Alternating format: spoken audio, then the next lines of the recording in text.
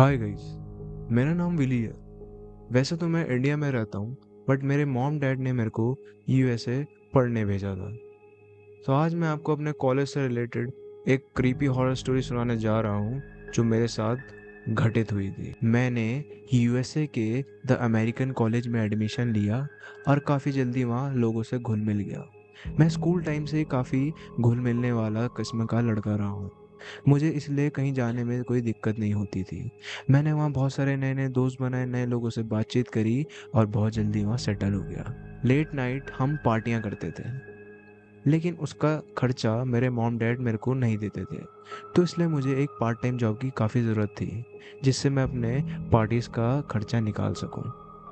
इसलिए मैंने अपने दोस्त से पूछा कि अगर कोई पार्ट टाइम जॉब है तो वो मुझे बताए ताकि मैं कर सकूँ वो जॉब। एक दिन मैं कॉलेज से अपने घर को जा रहा था, तो मुझे रास्ते में एक पैम्पलेट दिखाई दिया जिसमें लिखा था पिज़्ज़ा डिलीवरी जॉब अवेलेबल, और वहाँ पे नीचे कॉन्टैक्ट नंबर था। तो मैंने सोचा क्यों ना यहाँ जॉब करी जाए, तो मैंने उस कॉन्टैक्ट पे फ़ोन कर दिया। फ़ोन पर मुझे अगले शाम इंटरव्यू देने के लिए आने को कहा गया। मैं अगले दिन तैयार होकर इंटरव्यू देने चले गया। वहाँ के ओनर ने मुझसे कुछ क्वेश्चन पूछे कि जैसे मैं कहाँ रहता हूँ और मुझे ये जॉब क्यों चाहिए। तो मैंने उनको सब ऑनेस्टी से बता दिया कि सर मुझे ये जॉब इसलिए चाहिए ताकि मैं अपनी पार्टीज़ का खर्चा मैनेज कर सकूँ। उनको ये काफ़ी इंटरेस्टिंग लगा और उन्होंने मुझे अपने पिज़्ज़ा आउटलेट में as a delivery boy job पर रख लिया। मेरे खुशी का कोई ठिकाना नहीं था। अगले दिन मैं तैयार होकर अपनी जॉब पर पहुंच गया। मैं वहाँ कॉल्स पर लोगों के ऑर्डर लेता था और उनको टाइम से डिलीवर करने जाता था। मुझे ये जॉब करते करते काफ़ी टाइम हो गया था। मेरा रूटीन एज यूजुअल था, कॉल्स पर ऑर्डर लेना और उनको डिलीवर करके आना। एक रात को मैं अपना पिज़्ज़ा आउटलेट बंद कर ही रहा था कि मुझे एक अननोन नंबर से फ़ोन आया। उन्होंने मुझे फ़ोन पर ऑर्डर बताया और एक अजीब सा एड्रेस दिया। उस एड्रेस पे मैं कभी गया नहीं था। मुझे वो एड्रेस काफ़ी अजीब लग रहा था और काफ़ी वो टाउन से दूर भी था। इसलिए मैंने सोचा चलो आज की आखिरी डिलीवरी करके ही आ जाते हैं। मैंने पिज़्ज़ा बनाए और अपनी बाइक पर निकल पड़ा। मुझे एड्रेस ढूँढने में काफ़ी टाइम लग रहा था क्योंकि वो जगह बहुत दूर थी और मैं कभी वहाँ गया भी नहीं था। जैसे-तैसे करके मुझे वो एड्रेस मिला।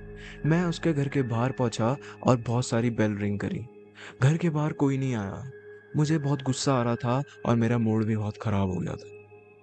बहुत देर तक वेट करने के बाद एक 40 साल का आदमी, जिसके सर पर बाल नहीं थे और दाढ़ी बहुत घनी थी, वो बाहर निकला।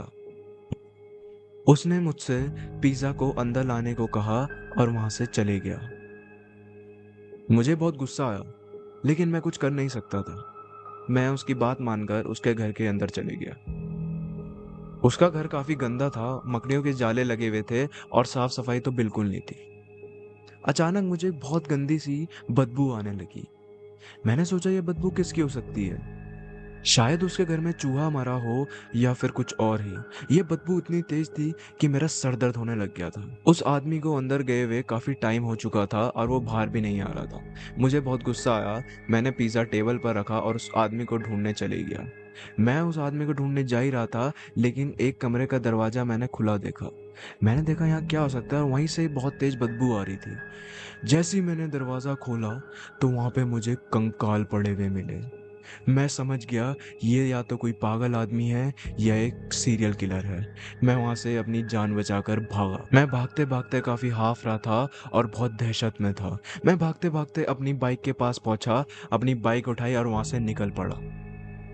जब मैं निकल रहा था, वह सीरियल किलर मुझे देख के मुस्कुरा रहा था और उसके हाथ में एक चाकू था। मैंने अपनी बाइक बहुत तेजी से भगाई और वहां से जैसे तैसे निकल गया। मैंने बाइक इतनी तेज भगाई कि मैं बहुत जल्दी अपने पिज़्ज़ा के आउटलेट में पहुंच गया था। वहाँ पे पिज़्ज़ा आउटलेट के ओनर खड़े थे। मैंने उनको ये सारी बात बताई, तो ये सब सुनकर उनको काफ़ी डर लग गया था। उन्होंने तुरंत ही पुलिस को कॉल मिलाया और सारा इंसिडेंट बताया। पुलिस बिना देर किए उस एड्रेस पर पहुंची और उस आदमी को ढूंढने लगी, लेकिन वो आदमी वहां से फरार हो चुका था। पुलिस को वहां बहुत सारे कंकाल पड़े हुए मिले जो उस आदमी ने मार के इकट्ठा करे हुए थे। पुलिस के काफी छानबीन के बाद वो आदमी नहीं मिल पाया। इस बात को 8 साल हो गए हैं और मैं अभी जॉब करता हूँ इंडिया में। मुझे आज भी वो दिन याद आता है जब मैं उस एड्रेस पर पिज़्ज़ा डिलीवर करने गया था। हो ना हो, उस सीरियल किलर अभी भी खुला घूम रहा है और उसने काफ़ी शायद मर्डर भी कर दिया हो।